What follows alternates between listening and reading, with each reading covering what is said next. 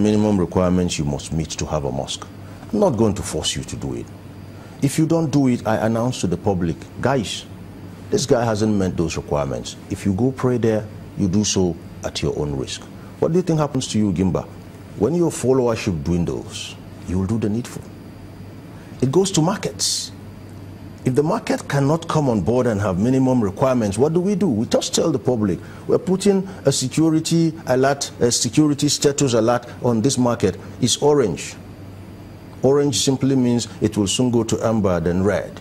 If you decide to go buy something there, you're on your own. Now, what do you think happens? There's going to be what you call a chain effect. Those who pay good money to take shops in that market are not going to sit down because you refuse to do X, Y, Z and see their patronage dwindle. If the authorities have this kind of no, they architecture don't. On ground, Okay. is it right that they make it public? Why not? Why not? It's something that affects the public. It's something that affects people, the scourge of terrorism. But if they make it public, the insurgents will get to know about it and will also act to counter it. How? Let me tell you something. If there's a minimum requirement set up for you to actually set up a market space, this must be in place. You need to have this. If you have problem with it, come to us. We can talk about it. You know what happens there? It becomes a bit more difficult for the insurgent to actually walk into that marketplace and blow himself up, or into the mosque and blow himself up. Try going to mosques in other countries. The moment the muezzin or the chief imam sees a strange face, he's going to come to you and say, "Assalamu alaikum, brother, you're welcome. Can we know you?" That's the beginning of deterrence. Is it an absence of this communication mechanism that's led the US and the UK to rather talk to their citizens instead of talking to the Nigerian citizens? That's exactly what I'm telling you. If we were talking to citizens, as the military was also working to secure places, the necessary civil paramilitary agencies are also working on the psyche and mind of the average person. You are an embodiment of what you know. You don't know what you don't know. So if we were working on that, you're going to see the actions of the citizenry, by extension your patronage or your followership, either dwindle or increase, depending on what you do to imbibe the minimum requirements. Now, we cannot force Nigeria to do X, Y, Z, but we can advise our citizens. That's the position from other countries. Let me tell you what I feel when I see these country security reports they write, mentioning even states where it's not safe. Have you considered the costs in terms, the dollar costs of that? If I were an investor and the latest country security report pens down where I'm looking at my next investment, have you considered the effect of those reports on FDI? Our chieftains are not seeing that. They're actually preoccupied by themselves. They are quarreling about each other. They're in an ego war. And let me tell you, the statements they make directly, not indirectly, not even remotely, impacts what you call our economic viability. Because any country, the social ether within which any country thrives is the security environment.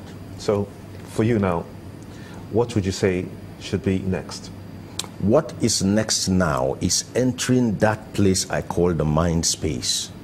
You have to first and foremost build that threat awareness in the ordinary citizen. 170 million people are just individuals put together.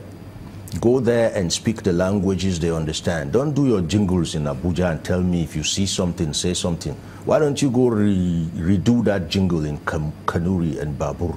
Why don't you go redo that jingle in Idoma and Igala and Tiv? How many people do you think watch TV in this country based on the statistics of electricity distribution? Based on minimum wage of 18 watt per month, who can buy a television set? Captain, I think in the spirit of getting jobs this done now, because there's really no time, we're entering the first season. Yes. How best, looking at the low-hanging fruits now, how best can this be done now? That's exactly what I've just said. How? If you can maybe break it down to the barest minimum. To the barest minimum, let me just give you a very, very short line that will help you. How do campaign posters reach villages that don't have roads 2 weeks to elections? Is it not the same people in government that see to it? That same modus operandi can get these messages there tomorrow. You know, I think that sometimes it is believed that at some point the government was able to pry into and identify the funding sources of terrorists, especially Boko Haram in the north. Do you think that Boko Haram perhaps has devised another means to fund itself?